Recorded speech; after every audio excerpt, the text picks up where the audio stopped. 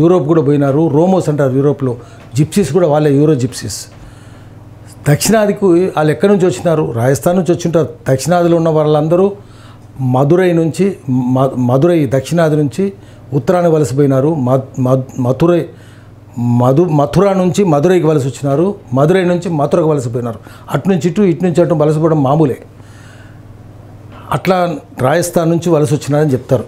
వాళ్ళది కొండల మీద కొన్ని వందల సంవత్సరాల నుంచి బంజారాల్స్ కొండల మీద బంజారాలు ఉన్నారు, గోర్మాఠీలు ఉన్నారు. వాళ్ళకు భూమి వాళ్ళకి ఇచ్చేసినారు కూడా. కానీ ఏమైంది చివరికి? అక్కడ నుంచి ఇప్పుడు ఈరోజు ఎవరైనా బంజారాలు ఉన్నారా? ఒక్కరు లేరు. అక్కడోరు ఇక్కడోరు చెట్ల కింద కాయలు అమ్ముకుంటుంటే, తోపుడు బళ్ళు పెట్టుకుంటే వాళ్ళని కూడా తరిమేసినారు. ఎమ్మెల్యే క్వార్టర్స్ నుంచి కూడా తరిమేసినారు. నిజానికి ఎమ్మెల్యే క్వార్టర్స్ ఎవరిది? అక్కడ ఎవరు బయట వాళ్ళకి ఇచ్చినారు, డబ్బులున్న వాళ్ళకి ఇచ్చినారు, ఇతర ప్రాంతాల నుంచి వచ్చిన వాళ్ళకి ఇచ్చినారు. కానీ వందల ఏళ్ళుగా అక్కడ ఉంటున్న వాళ్ళను తరిమేసినారు. మన కంటి ముందు తరిమేసినారు. 3-4 ఏళ్ళ క్రితం కూడా తరిమేసినారు. కొద్దిమంది ఉంటే తోపుడు బళ్ళు అమ్ముకొని ఫుట్పాత్ల మీద కూడా జీవనం చేయకుండా, బండ్లు అమ్ముకొని బతకకుండా చేసినారు. స్లమ్స్లో కూడా వాళ్ళకి జాగాలు లేవు. బంజారాలకు దక్కాలి కదా, బంజారా బిడ్డలకు దక్కాలి కదా, లేదు. వాళ్ళు లంబాడి అని ఎందుకనకూడదు అంటున్నారంటే, కొండల మీదకి ఎక్కి లవణం అమ్ముకునేవాళ్ళు. లవణం అమ్ముకునే వాళ్ళు లవానీ, లంహానీ, లంహాడి, లంబాడి చేసినారు. వాళ్ళు కొండలు లేవు, కొండల మీద ఉప్పు లేదు. ఉప్పుకు తగ్గట్టుగా కూడా నమక హరాం అయిపోయినారు. మనం వాళ్ళ ఉప్పు తిని వాళ్ళకు మోసం చేస్తున్నాం అట్ల లెక్క. లంబడలో ఉప్పు కొన్నాము, ఉప్పు తిన్నాము, వాళ్ళకు మోసం చేస్తున్నాము. We are not worth our salt. అది అర్థమైపోయింది. ఇప్పుడు ప్రభుత్వాలు కూడా అర్థం చేసుకోవాలి. అక్కడి నుంచి ఎందుకు ధర్మేస్తున్నారు వాళ్ళను? లంబడోళ్ళు ఎందుకు ధర్మేస్తున్నారు? మొన్న ధర్మేసినారు. ఎమ్మెల్యే క్వార్టర్స్ని కూడా ఎందుకు ధర్మేస్తున్నారు? ధర్మేసే హక్కు ఉందా మీకు? ఇది ఎవరు? నిజాంలో ఎవరు ఇక్కడ మొట్టమొదటి ఇల్లు కట్టుకున్నదంటే, బంజారా హిల్స్లో మొట్టమొదటి 1930లో ఇల్లు కట్టుకున్న ఆయన మెహదీ నవాజ్ జంగ్. మెహదీ నవాజ్ జంగ్ నిజంగానే కిషన్ ప్రసాద్ 1926లో 1926లో ఆయన ప్రధాని అయినాడు. మహబూబ్ అలీ ఖాన్ తర్వాత ఉస్మాన్ అలీ ఖాన్ ఉస్మాన్ అలీ ఖాన్ రాజు అయితే, ఉస్మాన్ అలీ ఖాన్ 1911లో పట్టాభిషేకం జరిగింది.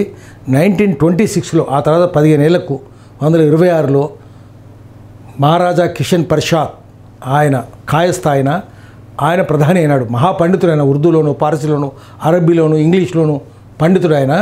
బ్రిటిష్ రెసిడెంట్ చెప్పినాడు ఈయనకి మించిన పండితుడు లేడని. బ్రిటిష్ రెసిడెంట్ చెప్తే ఆయన ప్రధానమంత్రిని చేసినారు.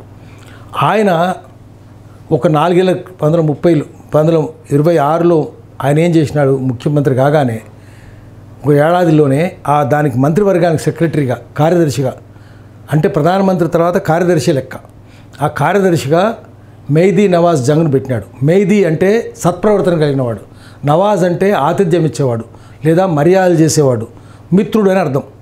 మెహదీ నవాజ్ అంటే సత్ప్రవర్తన కలిగిన వారికి మిత్రుడు. ఆయన యుద్ధంలో గెలిస్తే వాళ్ళకి జంగ్ బహదూర్ ఇస్తారు, టైటిల్ ఇస్తారు. ఆ టైటిల్ ఇచ్చినారు ఆయనకు గౌరవంగా ఇచ్చేట్టు. అది ఇచ్చింది ఏంటంటే నవాజ్ జంగ్, మెహదీ నవాజ్ జంగ్ బహదూర్. యుద్ధంలో శౌర్యం చూపించినవాడని అర్థం, యుద్ధవీరుడని అర్థం. ఆ టైటిల్ ఇచ్చినారు. అప్పటి నుంచి ఆయన మెహదీ నవాజ్ జంగ్ బహదూర్ అయినాడు. ఆయన 1930లో మొట్టమొదటి ఇల్లు కట్టుకున్నాడు. ఇల్లు గోలాగ్ కట్టుకున్నాడు. అద్భుతమైన ఇల్లు అది. అందుకని దాన్ని మొట్టమొదటి కట్టుకున్నాడు అయితే ఆయనకి ఏం చెప్పినాయంటే, నిజాం నవాబ్ ఏమన్నా అంటే ఉస్మాన్ అలీ ఖాన్, దీనికి బంజారా హిల్స్కి నీ పేరు పెడదాం, మెహదీ నవాజ్ జంగ్ హిల్స్ అని పెడదాం అన్నాడు. ఆయన మెహదీ నవాజ్ జంగ్ మంచోడు, సత్ప్రవర్తన కలిగిన వాళ్ళ మిత్రుడు కదా, ఆయన కూడా సత్ప్రవర్తన ఉండాలి కదా. ఆయన అన్నాడు, ఇది అన్యాయం, అది దీనికి మనము బంజారాస్ పేరే పెట్టాలి, బంజారా హిల్సే అనాలి, ఎందుకంటే ఇది వాళ్ళ జాగా అని చెప్పినాడు. చెప్పి ఆయన పేరే పెట్టినాడు. అయితే ఆయన ఇల్లు కట్టుకోవడానికి ముందు మోయినియార్ జంగ్ అని ఉండేవాడు అక్కడ ఒక నవాబు. మోయినియార్ జంగ్ నుంచి 200 ఎకరాలు కొన్నాడు ఆయన మెహదీ నవాజ్ జంగ్. ఏదో ధరకు కొన్నాడు, అంతా కలిస్తే అప్పుడు 100 రూపాయల ఎకరం చొప్పున కొన్నాడు. ఆయన సంతోషపడ్డాడు మోయినియార్ జంగ్.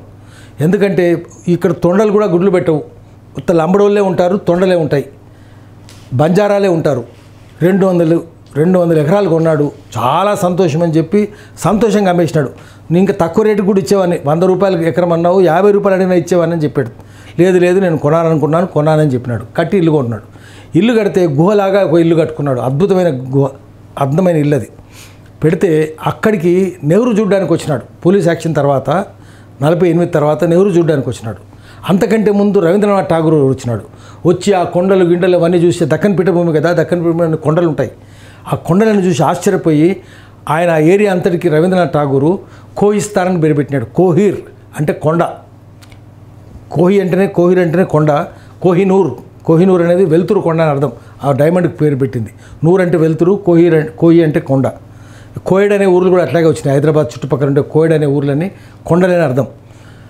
ఆ కోహినూర్ వచ్చినట్టుగా అక్కడ దీన్ని కోహిస్తాన్ అంటే కొండల రాజ్యం అని చెప్పి పేరు పెట్టినాడు రవీంద్రనాథ్ ఠాగూర్. అట్లా అంత అందమైంది అది. అక్కడ ఇప్పుడు ఒక్క లంబాడ ఆయన లేడు. ఎంత అన్యాయం అది. ఇప్పుడు మొన్నటిదాకా భారతీ నాయక్ అనుకుంటా, అప్పుడు ఒకసారి ఒక ఆమె మాత్రం రాముల్ నాయక్ అని లంబాడ ఆయన ఉంటాడు, నాయకుడు, ఆయన ఎమ్మెల్సీగా ఉన్నాడు. ఆయన టీఆర్ఎస్ నుంచి బయటకు వచ్చినాడు, ఈటెల రాజేందర్తో కలిసి తిరుగుతున్నాడు. వాళ్ళ సిస్టర్ ఒక ఆమె భారతీ నాయక్ అంటే ఆమె కొంతకాలం కార్పొరేటర్గా ఉంది బంజారా హిల్స్కు. కానీ ఇంకా ఉండాలి కదా, ఎందుకు అయింది? తక్కిన వాళ్ళు ఏమైపోయినారు? పేర్లు ఎందుకు లేవు? బంజారాస్కు స్థానం ఎందుకు లేదు? ఒక్కసారి మాత్రం ఎన్నికైనారు, అది నిజమేది, ఒప్పుకుందాం. అక్కడ ఏమేమి ఉన్నాయి? అన్ని ఆసుపత్రులు. ఒక్క ఆసుపత్రి ఉందా? ఎల్వి ప్రసాద్ ఆసుపత్రి ఉంది. పక్కన చూస్తే ఇండో అమెరికన్ క్యాన్సర్ హాస్పిటల్ కూడా అక్కడే ఉన్నది. ఆ తర్వాత కేర్ హాస్పిటల్ ఉన్నది. ఆ తర్వాత పైన చూస్తే మనము కొంచెం ముందుకెళ్తే చుట్టూ జూబిలీ హిల్స్ ఉంటుంది. జూబిలీ హిల్స్కి ఒకవైపు అపోలో ఆసుపత్రి ఉంటుంది, ఒమేగా ఆసుపత్రి ఉన్నది, విరించి ఆసుపత్రి ఉన్నది. విరించి ఆసుపత్రి కూడా పక్కనే ఉన్నది. ఒక్క ఆశ హాస్పిటల్ ఉన్నది, రెయిన్బో హాస్పిటల్ ఉన్నది, అనేక ఆసుపత్రులు ఉన్నాయి. హోటల్ కూడా ఉన్నాయి. ఎన్నో. ఒక్క హోటలా? బంజారా, తాజ్ డక్కన్, రకరకాల హోటళ్ళు ఉన్నాయి. అన్నిటికంటే ముందు పెద్ద చెరువు బంజారా లేక్. ఆ హోటల్ పక్కనే ఉంటుంది. ఆ చెక్ కనిపించాలి కదా, అందమైన లేక్. ఎక్కడెక్కడి నుంచి నీళ్ళన్నీ రావాలి అక్కడికి. ఆ మొత్తం బంజారా లేక్ను సగం పూడి చేసినారు, సగం నాశనం చేసినారు. మురుగునీళ్ళు వస్తున్నాయి అక్కడికి. మొత్తం గుర్రపు డెక్కలు మొలిచినాయి. ఈ విధంగా ఆ శ్మశానం పక్కన ఉంటుంది. శ్మశానం కూడా నాశనం అయిపోయింది. అక్కడే ఎమ్మెల్యే క్వార్టర్స్ కూడా ఉంది, మనం చూస్తూనే ఉన్నాం. లక్ష్మీనరసింహస్వామి గుడి 400 స్వయంభూ లక్ష్మీనరసింహస్వామి గుడి కూడా ఉంది. అది యాదగిరిగుట్టకు యాదాద్రి దేవస్థానానికి అనుబంధంగా పెట్టినారు దానికి. అది 400 ఏళ్ళ చరిత్ర ఉంది. ఆ పక్కనే కేశవరావు ఇంటి పక్కనే అది ఉంటుంది. ఆ గుడిని కూడా ఆగమం చేసినారు. ఏది లేదు అక్కడ. ఈ విధంగా బంజారా హిల్స్ ఇంత అద్భుతమైన ప్రదేశం, ఇది చక్కటి ప్రదేశము, చాలా అందమైన ప్రదేశము. బంజారా హిల్స్ జూబిలీ హిల్స్ పక్కనే ఉంటుంది. ఆ అంత అందమైన ప్రదేశము, బంజారాలు ఉండాల్సిన ప్రదేశము, గోర్ బంజారాకు నీడ లేకుండా చేసి వాళ్ళని తరిమేసింది మెహదీ నవాజ్ జంగ్. పాపం వాళ్ళే ఉండాలనుకొని చెప్పి ఆయన దాన్ని స్థాపించిన అతను, మొట్టమొదటి ఇల్లు కట్టుకున్న అతను. ఆయనేమో బంజారా హిల్స్ పేరే ఉండాలి, వాళ్ళు ఇక్కడ ఉండాలి, దాంతో కలిసి సహజీవనం చేయాలని వాళ్ళందరినీ పెట్టుకున్నాడు. వాళ్ళందరికీ ఉపాధి కల్పించినాడు, ఆవాసం కల్పించినాడు, రైట్స్ కూడా ఇచ్చినాడు, ఆవాసం హక్కులు కూడా ఇచ్చినాడు, నివాస హక్కులు. కానీ అన్నీ లాగేసుకొని మనము అభివృద్ధి పేరుతో వాళ్ళని తరిమేసి ఎక్కడెక్కడి నుంచి వచ్చిన వాళ్ళను తీసుకొచ్చి అక్కడ కూర్చోబెట్టినాము.